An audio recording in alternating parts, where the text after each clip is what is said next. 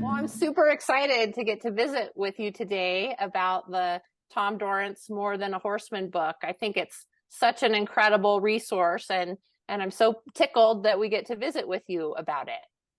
It's a little bit overwhelming of a read. It's definitely not a read once and put back on the shelf. It is definitely what did I miss? And you see this so much as the people meet Tom for the first time. They're pretty odd and pretty unsure what they heard. So almost everybody needs and wants to go back and read that again. But there is some specifics. But I did go through and get a little script to read. So I'm going to start with my little script. Okay. Because I do have something that I thought. And I had mentioned that I'm going to have a trouble with this. Tom Dorrance, More Than a Horseman, was first printed in 2012. However, the format was a heavy book, and it was hardcover, and it kind of fit better on the coffee table. And was and then after they produced that, Margaret and Dorrance and John St. Ryan, they thought, gee, it'd be more helpful to the people who are pretty serious about trying to learn to put it into a soft cover in a different size that kind of would fit in the pickup and the tack room and a few other places. Pretty handy without falling apart. So that's what they did. Tom's book, Tom Dorrance Talks with Horses, had come out in about 37 years before this book. And this was what was interesting about it. Many of these people had been working with Tom since before the 60s, some clear back even in the 50s when he was just a name the Cowboys talked about a little bit. And so it was interesting to have such a long span of years and the way it affected someone for their whole life. So that's kind of where I says that the second edition came out last year about this time, December 2022, and it came out in time for Christmas, which was nice. And then I compared it with the November 1987 celebration in Merced County to celebrate the introduction of the Tom Dorrance book. And the Tom Dorrance More Than a Horseman has 300 and some pages, and it has over 70 some people telling their story of their experience with Tom. So it picked up speed. It had picked up some speed. And Tom's book was this 1987 event, was a little shared event and marked a big chapter as far as the following. I had followed Tom for over 5 years to gather that, but this More Than a Horseman spans almost a century, which is pretty impressive. And in our book, Tom had felt the need for people to respond. So before we quite finished, he had said, I think it would add to this if you would get some of these people, he suggested I ask the various writers for feedback for their experiences. And we had about 25 or 27 people who responded. Well, 37 years later, they had 70 some respond, and they went back over so much more time. And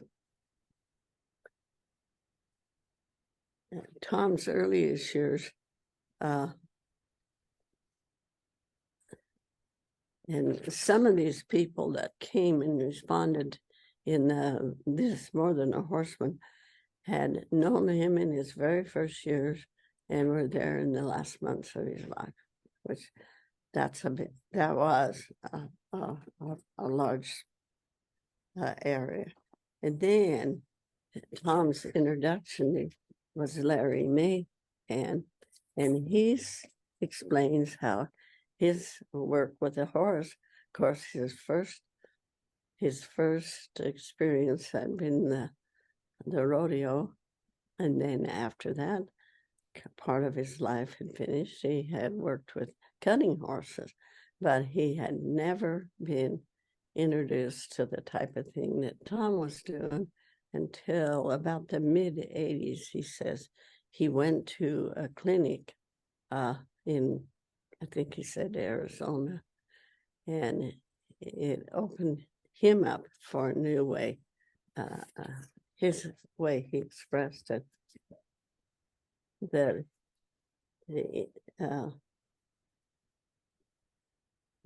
he said, Tom told me simply but true, a horse must be confident with his surroundings, confident with himself, and confident with you. This left the reader with that. And then, that Larry said it influenced his life and forever changed his interaction with horses. And that was 313 pages later. There's some specifics that I want to have you be aware of. And the two that were kept in my mind as much as anybody else was Tim Erickson. And he was in Tom's life from his age 14 to the end of Tom's life. So, and then Tom and Margaret lived on his property, or where he lived, his dad's place, and they lived there several years. So he had quite a few interests. Not that everybody else didn't have interesting, but many of them just went to a clinic that he had somewhere or found another clinic somewhere. And Tom said sometimes there was such a big group, he thought maybe they were more interested in talking to each other. He was quoted, said in one of his influence things, that he thought maybe they were more interested in talking to each other. But I think they had such a feeling of connectedness because they'd all went through this, what is this all about? And we're still searching and sharing, which was good. They were sharing and busy with that. But Tim Erickson was the one that I, stayed more into his piece, and not that I hadn't before, but also another one that I knew of and had kind of connected with. Never,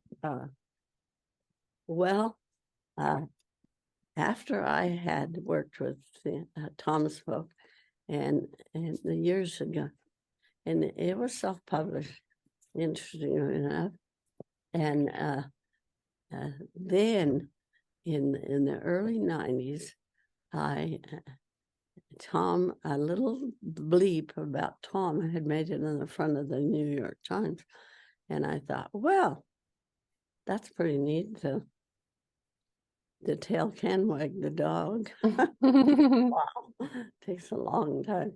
But anyway, uh, I want to read the first little bit of Jim Overstreet's first experience knowing meeting Tom, and he was just a teenager, and he says, for a few weeks in the 60s, Tom Dorrance started Unbroken Horses at the Flying V Ranch in Montana near my home.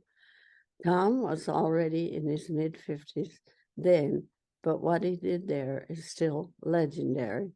One morning, while the rest of the cowboys saddled for the day's ride, Tom roped and saddled an 8-year-old buckskin who'd been caught only once before, when he was branded and gilded as a yearling. Although the horse was tall, he stood stock still as Tom mounted. Even with Tom on top, the horse remained still. Where another cowboy might have whipped the whole horse until he moved, Tom waited. This might take quite a while, he joked with the other cowboys. You may have to bring me supper. Tom seemed to know when things were about to change. He's scared. When he starts, he won't buck, he'll run. Sure enough, in a few minutes, when Tom shifted his weight a little, the horse lifted one foot to keep his balance. Discovering that he could move, the buckskin burst forward as if he'd been shot out of a cannon. During the stampede across the large corral in front of the barn, Tom never tightened the reins. Only when the horse slowed in a corner to turn did Tom lift a single rein to more or less direct the buckskin through the turn. Minutes later, they rode out with the rest of the cowboys. Tom Dorrance was the most remarkable man I ever met. Quiet and self-effacing, he had no desire to be famous or rich, and most certainly had no instinct for self-promotion. He had no ego in the conventional sense, yet he possessed a genius for horses that was so ordinary that people sought him out. As mysterious as his power with horses was, at least some of the important things Tom knew could be learned by other people. By the time he died, the seeds he sowed had already created a revolution in horsemanship, much to the benefit of the horses and riders. And he talks quite a bit more about Tom and his experience wisdom with it. And then he finishes with, I see Tom as more than a horseman. I see him as a kind of holy man, not somebody divine, but a type of earthly shaman, a man who knew the great truths of life and the universe in ways that the rest of us do not. Horses and horsemanship were his metaphor through which he did his best to enlighten us to larger truths. Although I tried not to show it too much, I always felt both humble and relevant. There, I can't even say that. When I was around him, I'm pretty sure that I will visit Joseph, Oregon as a kind of a pilgrimage because Tom was born there. But he tells so many things that where it affected him. And it's the thing with both Tim Erickson and Overstreet was that they were so young when they met him, but it influenced so much of their life. And another one that I hadn't known had that experience was the Marvels. He was around the Marvel kids when they were really, really young. He was there in the years before he was influencing other people, and Here's Tommy Marvel. Now he's Tom's son. I still remember meeting Tom at St. John's Ranch in the year 1960. I was 13 at the time. The reason I remember the year was that an old Mexican cowboy had died up at St. John's, and my dad, Tom, and I rode in Tom's Jeep truck to help look for him. I think Tom had just come over from Enterprise, Oregon. Anyway, a few days later, Dad sent Tom and me down to the 25 ranch to pick up some stuff. I asked Tom if I could drive his Jeep truck, and he thought that would be okay. That was the beginning of a great relationship. I don't think my driving was too good, but Tom never said a word. The next day, we started back up to St. John's, and Tom said, I ought to drive again. And he keeps talking about how. And then, of course, this is another case of he grew up, he went off the ranch, he was a pilot for years. First, he was in the Navy, and then he went to fly for American Airlines and spent 25 years with them till he retired a few years ago. And Tom's lessons with horses also applied to flying. Feel it's same with airplanes as it is with horses. Keep your feel softer than an airplane as you do with a horse, and the result is the same, smooth. I was complimented over the years on my flying, and it all went back to Tom and the horses. I thought I appreciated him when I was young, but as the years have passed, the appreciation has grown even more. Thank you, Mr. Tom Dorrance.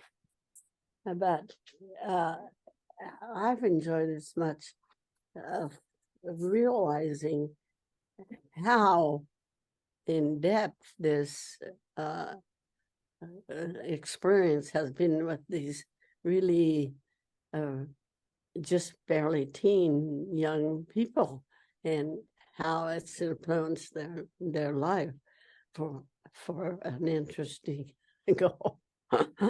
and there are almost every one you read has that feel that even though many of the people never got to have a lifetime experience, not that they didn't carry it with them, but not the same kind of a connection that a very young person would have an experience in their life. And so that I kind of picked them out as special. Yeah, To me, it kind of was the way it influenced their walk. But even then, of course, there were other in the 76 were different people. There were a lot of people that I had known and watched. But one of the things that I wanted to read word for word, I thought was so important because it had to do with the fellow who did I can find him easy. He was the one who wrote the Horse Gods, and he did come and visit with Tom. Because of course I find him. Oh, the Horse Whisperer. The Horse Whisperer, yeah. And you tell me his name so I can. Nicholas Evans. Yeah, Evans wise. 103. Yeah, he's right after Erickson. That's why I thought I had him handled. There he is, Nicholas Evans. And He was pretty specific in what he said. I met Tom Dorrance in the early spring of 1994. I was researching my first novel, The Horse Whisperer, and was looking for people who had a special, gentle way of working with horses. A friend in Montana mentioned Tom's name and two others, Ray Hunt and Buck Branham. I went to see Ray first. He was down in New Mexico at the time, and he was helpful and never showed any impatience with all the dumb questions asked. It was the same with Buck, who was taught by Ray. Buck later became a friend and did a lot of the horse work on the movie Robert Redford made of The Horse Whisperer. A lot of the times you see Redford from behind with the traumatized pilgrim. That was the name of the horse. It really was Buck with his hair tied different. However, the character is entirely fictional, but it was the work of Ray and Buck and the great Tom Dorrance that inspired me. I'll never forget the day I met Tom. It was a hot April morning when I arrived in Gustine. I drove up the long, dusty driveway to the mobile home where he and Margaret lived. We shook hands, and he looked at me in that discerning way that makes you feel you've been read at a glance. He told me that someone was bringing a horse over that morning, and I was welcome to stay and see what happened. I remember him saying there was no such thing as a horse problem, only horses that had people problems. You could hear the horse hollering and kicking inside the trailer as it came up the driveway. His owner had driven him a couple of 100 miles to see if Tom could do anything with him. When he came out of the trailer, he was like a tornado of fear. Everyone kept well clear. I'd never seen a horse so disturbed. Somehow they got him down to the arena. Tom drove me there in his little golf cart, and I stood next to him, leaning on the arena gate, watching the horse rampaging around, kicking up the dust and tossing his head and yelling. I asked Tom what he thought was wrong with the poor creature, and he quietly said, "Oh, he's just forgotten how to be a horse." By the end of the morning, Tom had turned the horse into butter. He was walking around the arena, so relaxed and sloppy and content, you could have thought he was another animal. Anyone could go up to him and rub his neck. The final thing Tom did was lay the horse down and have his owner stand on his side. It looked shocking when I later asked him what it was all about and suggested it looked humiliating. Tom smiled and said, then in that case, I clearly hadn't understood. He said it was about letting the horse know that its worst fears were livable with. There he was, prostrate and defenseless on the ground, and guess what? He was okay. Nobody was going to kill him or hurt him in any way. Before I left, Tom had a short length of cord from his pocket and made me hold up my index fingers, looped the cord around my fingers, and told me to lock it in with the tip of my other index finger. There seemed no way the cord could be removed without my releasing it, but he gave it a gentle tug and it came free. I asked him to do it again. I said it was a good trick, and he said it wasn't a trick at all.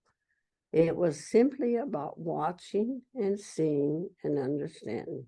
He gave me the cord, and that night on the door handle in my room at the local Holiday Inn, I tried for hours to do it until I got the hang of it. I used the non-trick in the book and still have the cord. It's one of my most treasured possessions. When The Horse Whisperer was published, I sent Tom a copy. Of course, I thanked him in acknowledgement. I thought he would be pleased, but I was told he wasn't. In some way, I think he felt exploited. I don't think he did. I wrote him a long letter, didn't hear back. A mutual friend told me his attitude to the book mellowed over the years. Everything Tom did his whole life had been devoted to the welfare of the horse. I believe the book helped spread his wonderful word, and that horse all over the world have been greatly helped. Now, I feel strong about doing that because immediately there was somebody who followed and claimed to be the original horse whisperer, made all kinds of demonstration, made all kinds of stories that weren't true, and really I felt at the time and frustrated because of this person's muddying the water of the good work that Tom had done.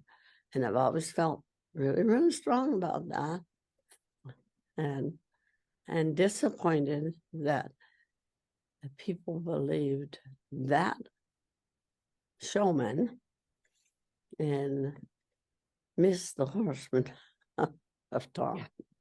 And so it's very important for me when somebody asks to say, now this is what the author himself said about this book.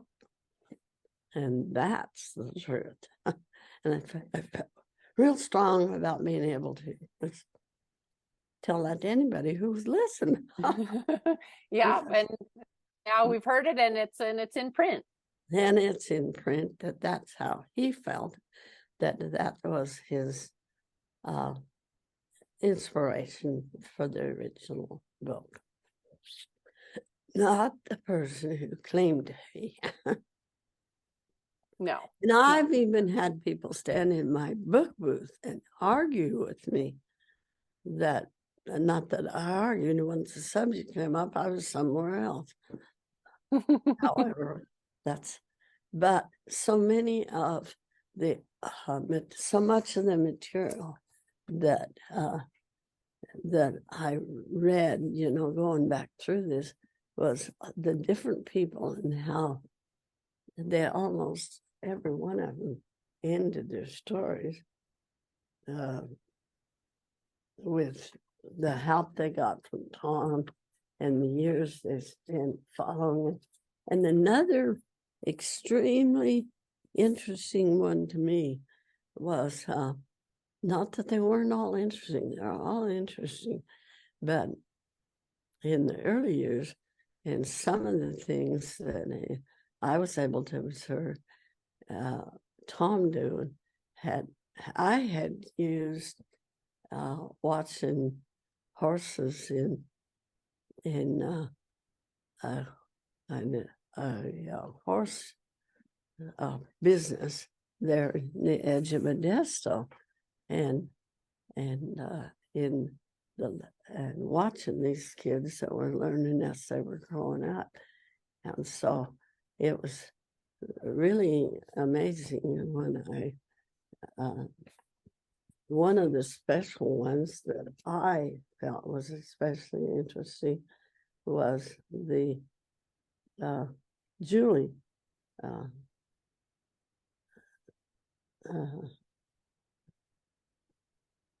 Julie's folks Julie Mattis had been raised in the stable, and then I had still thought of her as a little kid when Tom's book came out, and she had this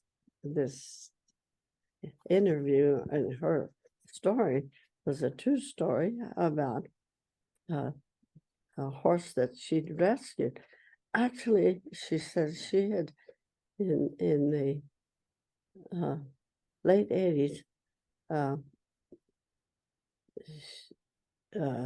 she was able to, but this horse was one that she had started for somebody else as a racehorse, just started.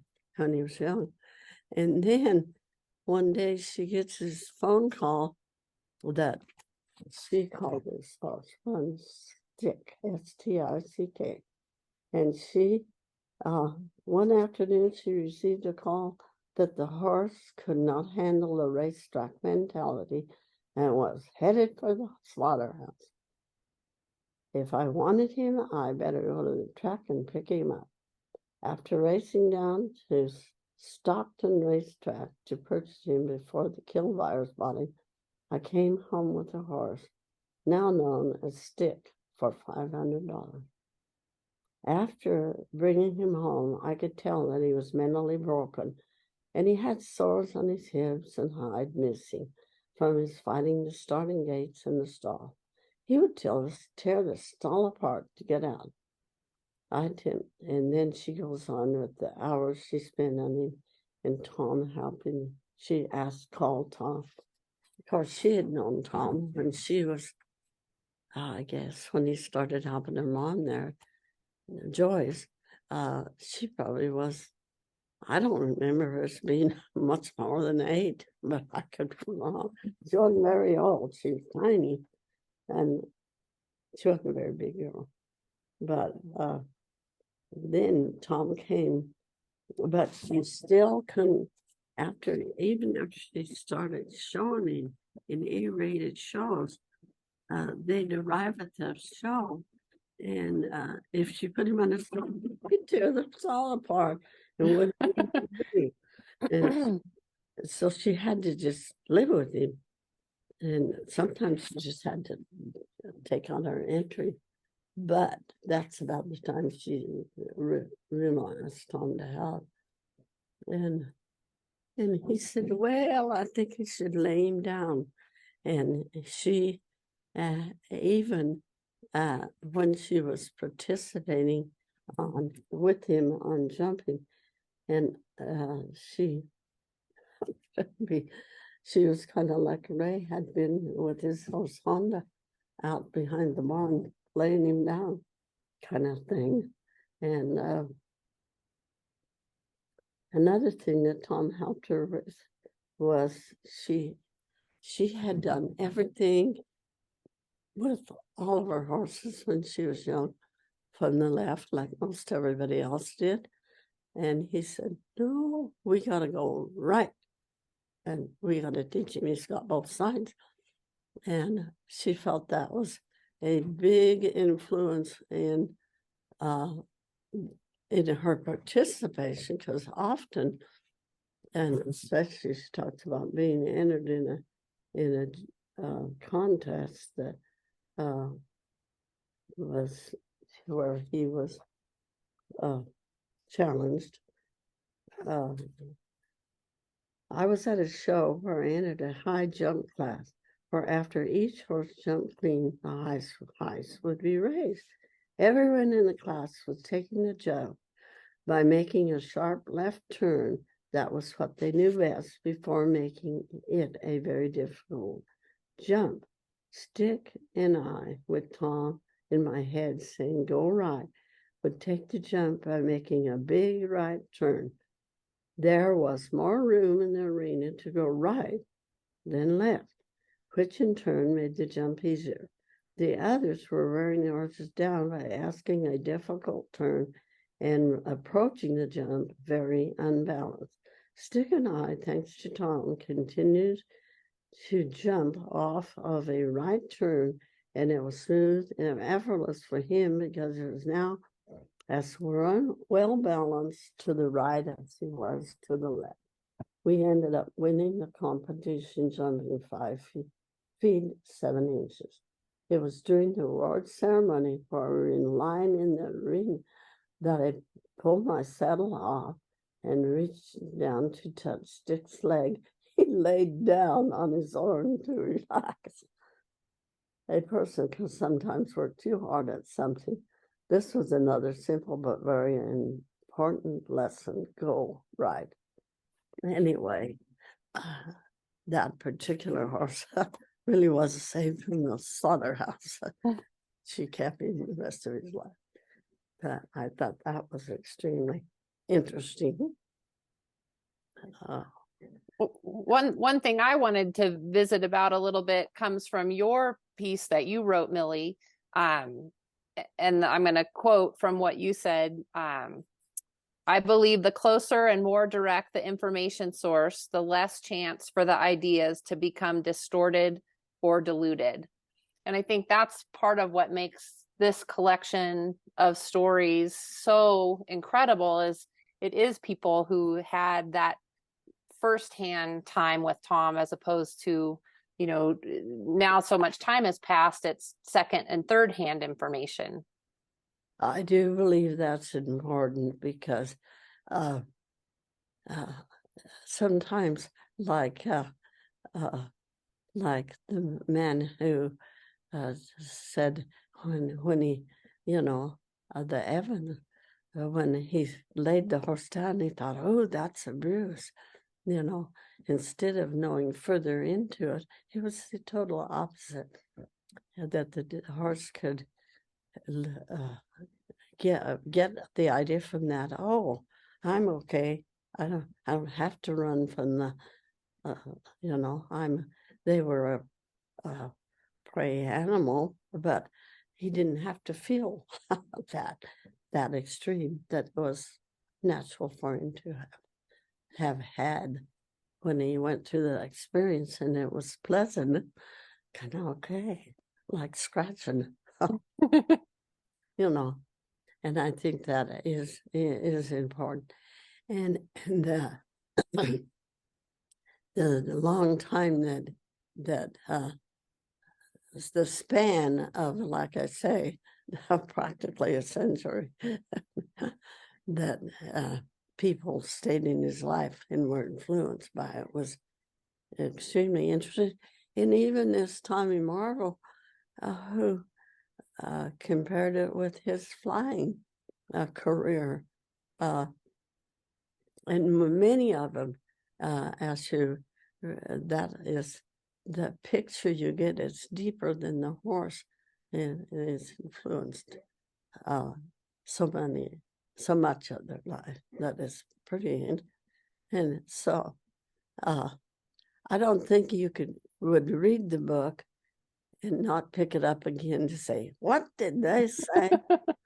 Well, and I know the first time I read it, when it first came out, I went and honed in on the people whose names I knew, or I knew their backstory a little bit. And then the second time and third time reading the second edition, I just read all of them and just loved the stories, and being able to feel like it's just a little more piece of information to understand about Tom and about life. Yes. There was a lot of that, you got a lot of that feel through that. And it's the only other thing, and I did, when I had first, when I would have written earlier, but by the time this book came out, and they said, how about writing something for it? I had, well, you just have more to say, because you realize how many other things fasten into that. And there were several people that were really young besides Tim, and it was the fact that it's kind of neat that they got to meet Tom early, because you could see how it stayed with him, through the years. So that was extra fun for me. And it was interesting to read too. This book shared things that his family had contributed about his youth, and so that a lot of that was pretty interesting too. And Jerry Pardue, when you read him, he even moved, went searching for him, not just a little ways, but actually left his home state and came like he was going to find out something, period. So that was pretty interesting. Different ones in their search or in their connectedness went quite a bit of believing to find that different spot. So that was kind of, and then some of them were so lengthy that they were almost a book in themselves. Yes, yeah. I'm not even going to try to quote anything that Brian said because he was involved and still is, but he had a lot to say, and there were several of them that their thing was quite long, and others of them said a whole lot in one page too. It was fun that way. It's like, oh yeah, I get it, or that's how their experience had been, and they were just as glad to share and expose other people to the ideas. And Allie Bear was one of those. She didn't say much, but she had a lot to say. Yeah. And quite a few of them are like that. Oh yeah. So a person working towards more understanding could find a big one or a little one to read this morning before they did their horse. I thought that was pretty interesting. Yeah. Well, and I know that this is a topic that I feel like I'm always circling back to, but in reading this book, you hear time and time again, people have this moment where they realize they're in the presence of something very important and very, important. And what do you think? What do you think? I know you talk about one of those moments in your contribution, but with time passing, what's your understanding of that? Why Tom, more than so many other people, what was it about him that? Well, for one thing, the package was the person was so different. Like Bob Barrett, he'd heard so much about that. He says, I'd heard so much about that Dorrance fellow. I thought he was going to be 10 foot tall. And he was a little bitty guy, studying. He was working on the gate, and he was not very interested right then in talking to Bob, but he was polite. But he was just this little bitty guy, and he had, but he agreed to help him with this problem horse he had at the school because he was teaching the colt class, and he had this one that had been through a lot of people and had a lot of problems, which they get when they've been hammered on by several would-be trainers, and we're a little older. This one was 3-year-old and had probably been exposed to several riders by the time Bob got in there. And it's cute because Tom would come and work on him, with him, the horse. However, it took, and then Tom would think, Bob would think, oh boy, now we're going to, he had his saddle. He figured he's going to get on that horse. And Tom would say, well, that's enough for today. Oh, well, okay. But the bottom line was, it took several sessions before Bob realized that what Tom was doing was working as much on Bob as he was on the horse to learn who Bob was, what he would believe, what he could see, what he could understand, and a lot of it. But they did. When he did understand, when the light bulb turned on for him, oops, it isn't the horse alone. We're working on me. He's trying to not only to see where I am, but what I'm willing to change, because there are people, and I was trying to explain to somebody in the books that I did with, the fiction book I wrote, and the character in there, his name was Determined, had a side to him that there was no way he could, once he felt that togetherness that he did feel with the mare, he couldn't live with that. He had to be the one in control. And had you been reading it closer, you would have seen that in his personality, where his relationship with Haas was so important to him. And that's why Haas had a name, and a lot of other people didn't have a name. I mean, they had a personality. They were eager, or they were determined, or they were dependable, or different things. But Haas had a name because he had such an important relationship with Determined. And do you remember when, after he had helped Determined with his little spread and didn't have to have wages because he was a trapper and he could trap and make it all work for everybody? And Determined was so connected to Haas, and the last thing he wanted was to have him move out of his life. And when he said he was going, it just about, he almost couldn't take it.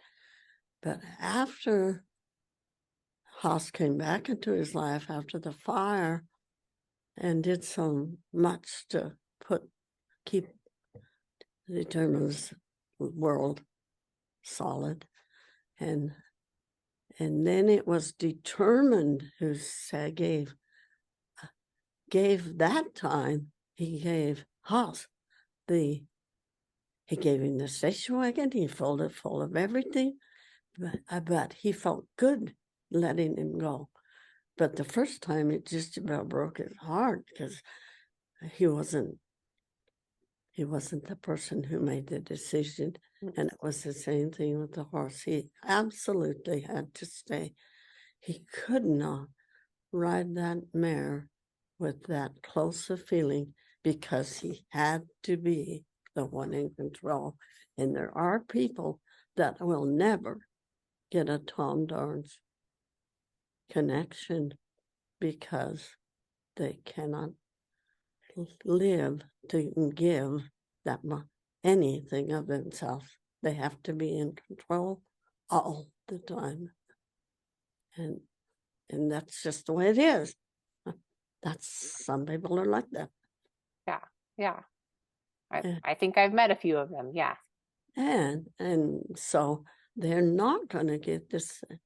They're not going to get it, because that's just the way it is. Yeah.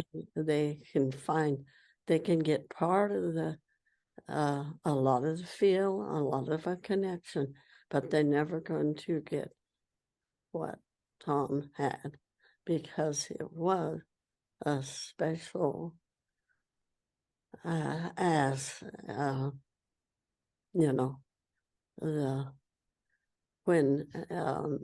Erickson says the closeness, and then of course the other young man mentions that it compared. And when I first came out with the Think Harmony book, people who rode horses were not that was not where the nice things were said about Ray. The nice things were said by the person who worked for the school at Cal Poly, but he also compared what the connection he saw with the yin, with the other thought processes where they were deeper and working on themselves more than they were on the horse. That's who picked it up and said, oh, this is a good one too. And they could have been talking about any other activity because they were comparing it to the one who, the different artists who were even though they might have been working in metal or something else, not in the same neighborhood at all. It was the working for the spot that was beyond and further in depth and that's where we got the first nice book reviews was out from those people who saw things like that. So and these young people, when they were introduced to it as a young person, like Tommy Marvel said, it was the same thing in his keeping the plane connected and smooth. Yeah. And they weren't looking, they were doing more mechanically training. So it was just a physical, it was a one-dimensional thing. It didn't have as many dimensions of the animal, the body and the mind and the special spirit. They didn't have that. They were do this to get that. And this Tom thing was so beyond that. And do you think that it's why do you think it resonates with some people more than others, this multi-dimensional? Oh, it's just, I think there are a few people that are just now the determined brother. There was an actual case. I mean, I heard things like this could happen. Okay. There were other people that could have been in the same family that didn't see the world that way. But that particular child saw the world that way. And and then the winning was the important part, being the, and I've met people who who tell me I didn't win, and then they were in an event and they'll tell me they didn't win because they got second. And I think, wow, where did you come from? What rock did you come out from? I just can't see it that way. Yeah. Because yes, it's nice to be the blue ribbon, but it's nice to have played well and done well and contributed well. And if that was your best that day, that was your best. So the other guy,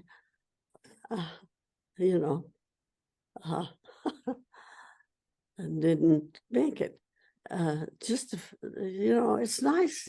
Yes, it's important to be first, but it's not as important as learning to play the game and help the other people and see there's other people in your life. You know that is part of what's important too. And it is important to train to be the best you can be. But maybe that's not, if you're wrestling, maybe that's not, maybe you're trying to wrestle up in a different weight and you don't belong there.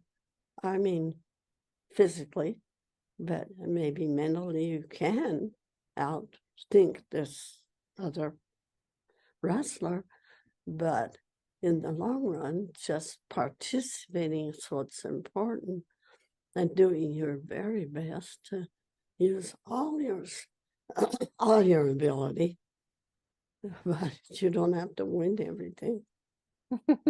And some Yeah. people do.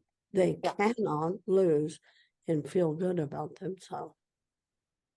I mean, and even losing is second. Yeah. Yeah. Yeah. Ooh, I don't know. That's Yeah. on me. That's a tough way to live. Yeah, that's a So, difficult spot. yeah. So thinking about this book as a 100 century of experience and that sort of looking back, what do you think about looking forward? Do you think about Tom's work moving into the future? Oh, I think there'll be, the more it can be presented to them, because it got the message with them with the extreme publicity it got a big, and like I say, there were people that jumped onto it, then said, "This is who I am," when they weren't the they weren't the one the book was written about. I mean, used as they weren't the people that had inspired the material and influenced the material. And that was a sad thing. And that was really the reason, of course, that I spent energy on the horse gods.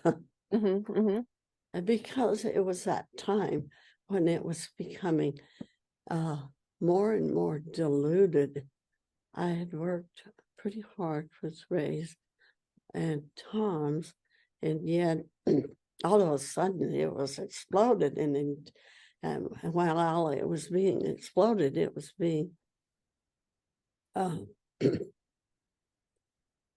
well, for want of a better word, it was being exploited and badly so fast. And I thought, well, put up with some defense here at least. And I'm really thankful that Margaret went ahead and did this collection, and then that Margaret and St. John decided to go a little further too, because to work so hard to help the people who wanted to even get a little bit of the Tom Dorrance philosophy and ways of working with the horse, and then suddenly to have it explode on society to the point where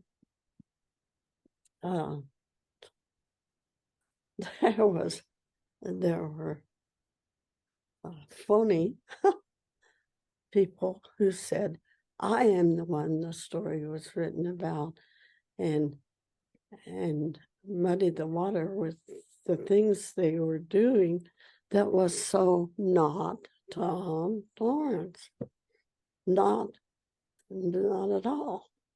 And so I'm really thrilled that they continued with this and put this together, because there was a lot of imposters.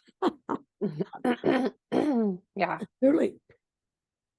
And that's been of interest to me to see the people who continue to try to understand. And a lot of people, just because and there's a little boy in there that writes his story. Well, he's a man when he writes it, but he talks about seeing Tom and thinking, oh, he doesn't even, he's not even dressed like a cowboy. He had on a pair of slacks, and he was little, and he was wearing, dress shoes and slacks and going to this party, and didn't even have a big fancy belt, or he just wasn't the right person. and then his experience with other people telling him that, oh well, that's somebody that's contributing, that and may become known as the one who brought the most to the horse world, or brought so much to the horse world. When the kid was looking for buckles and stories. Yeah. But then he talks about going back to see Tom in his later years, as he was working with people and he goes to Tom's house, and because he's kind of feeling beat up by not having trophies, and Tom had him get down the picture that he had where he'd worked with a young girl, and she was happy, and the horse was so happy, and they were all just unhappy, relaxed, and Leslie, her Sal, Steve's wife, when she talks about Tom, she said it was so different to have to learn. She had spent her lifetime learning to do all these things to the horse, that she had to learn to compete. You do this, and you do this, and you do this. And then it was different to learn to do it as a companion with the horse, so in depth. The friend, being the friend of the horse, the connected on more levels than just their athletic ability. And, especially the ones that start when they're young, were interesting, like this little Maddox girl, going back to, because I can remember her riding around there, and Tom was always interested in the kids because they were not stressed out with they were just enjoying the horses.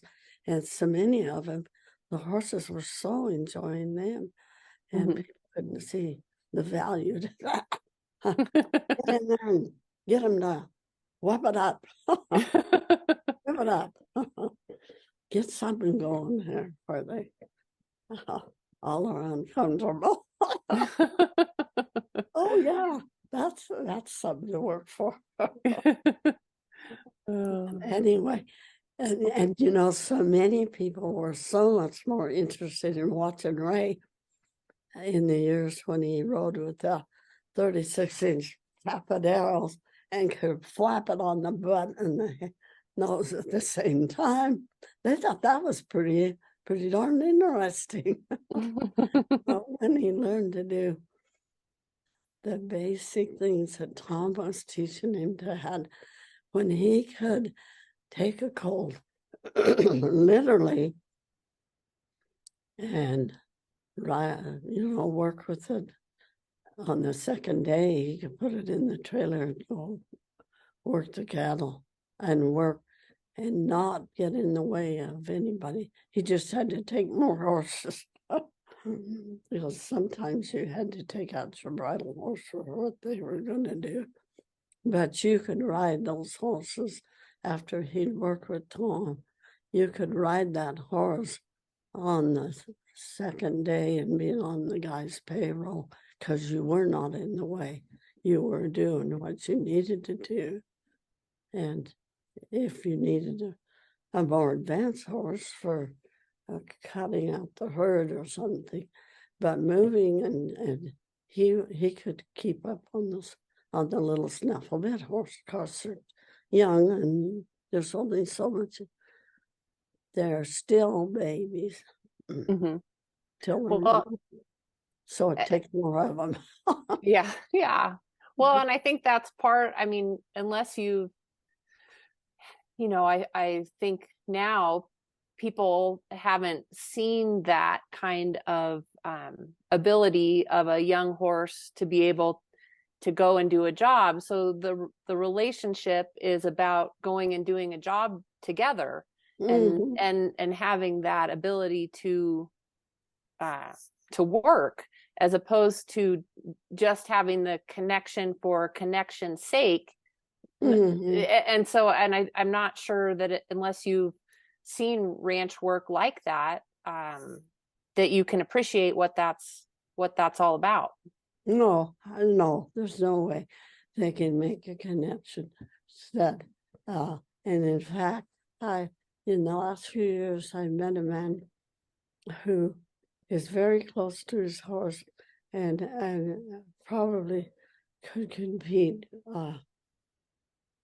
in the Blue Ribbon Circle with the moves of a reining horse, but doesn't know anything about what to do with cattle and all the different moves that are instantaneous and completely different. But yet he's light in the bridle and responsive to the man, just going for a ride. He's but as far as the work on the range, and I've sat at somebody's table that said, "Oh, that actually they have a ranch, they move cattle, they work cattle." Who said, "Oh, that's impossible. You can't do that." And I don't argue with her. I don't even bring it up. If Yeah, that's where they are, that's where they are. yeah, And that's like another little spot that if they tell me that there aren't miracles, it's all just coincidence, when people are experiencing help from another source, I don't argue with them either. But if they want to think about it, it is there. yeah, It yeah, is real. yeah. But anyway, Good. Are there any questions that I didn't ask you about this book that we need to well, visit about? there's just so much there that like I say, I was on over. I told somebody, I can't talk to you now. I'm doing homework. I'm busy. I'm Yeah, busy doing homework. yeah, It's a little, there's just so much you can't, with that many respondents, you have so many uh, different states and different attitudes and different backgrounds. I mean, like you have the people that are riding jumping horses, you have the dressage people, you have the uh, the whole gamut of anything anybody might have done with a horse or wanted to do. So it's kind of that Tom had an influence on. yeah, So he did influence all of them at different times in different places. I watched him, especially, this was always a joy to me, but this girl has a spot in there too. But she was always ready to work on whatever they call it in the English world when they change leads. oh, What is flying it? changes. Flying changes. She was, but the English word for that. Anyway, she wanted to do that. And he would say, mm-hmm. It's just like they were going to work on it. Well, they did, but she didn't consider that she was working on it when she was learning to know the horse better. And finally, she bought a new horse that was a monster. She brought it in from out of country, somewhere in Europe. But anyway, it was 17 hands. It was a big horse. But anyway, she was cute because she said, "How about it, Tom? When can I do that?" And anyway, and then she came down through the arena, changed the leads to every stride, and it was so beautiful, and it was right on with her English, back what she was working on, that she had been asking about. But the bottom line was he wanted her to learn more of the horse before she could have just trained. Somebody could have helped her train the horse to do that, but he wanted her to know more of the horse and feel more of the horse and have the horse have a different life than just to be doing that for her. Anyway, she was cute because when she finally realized how much more there was, she was really good at it. But also, it was kind of a joke between she and Tom because she had asked that question every day, I think, for 5 years. And then finally she did it so perfectly. And it wasn't about it never was about the action. It was about the connection. I wanted to ask you earlier about in your submission, you talk about not getting it all, but having it there for your grandkids, and maybe that's something that we can sort of wrap up talking about, like when you're watching your grandkids who are very involved in horses, and like what does that feel like to watch the next generation be with horses? It's pretty exciting because they saw it all their life. They saw the better side, so they really don't have much of a connection with not having some of it in their life. So that's kind of interesting. But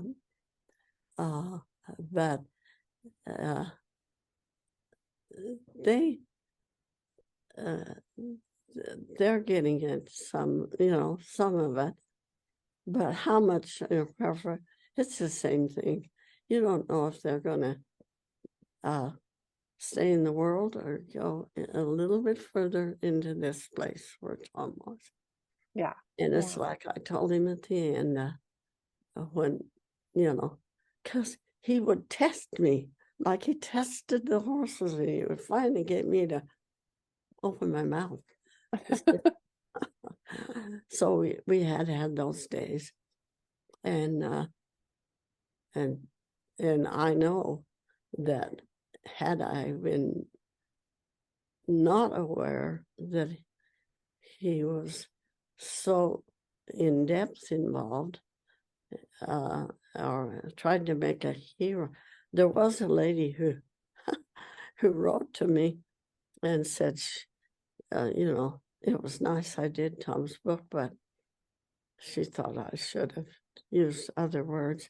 And she sent me some words and chapters, and I shared them with Tom, and he went, she didn't get it. So we went back to staying with me, trying to get him on the paper. Yeah. And it was a difficult job because it is not something that fits in a book. It's too big. Yeah. It's just too big. And it's all the dimensions of a life, not just a little spell here and it's like if they don't get it, you just share it, and you don't. I don't know how else you do it. And We could probably go on all day, but I probably ought to let don't want Sandy you to Sandy have go. to edit this up. You Yeah, could yeah, have just stopped that yeah. before we started talking. Okay. Well, I will say thank you so much today for visiting Millie, and I look forward to the next time we get together and have another visit about whatever it is we pick. Okay, thank you. All right. I'm going to stop I'm recording. thankful to Sandy for the work she puts in. Yes, thank you, Sandy. You're welcome.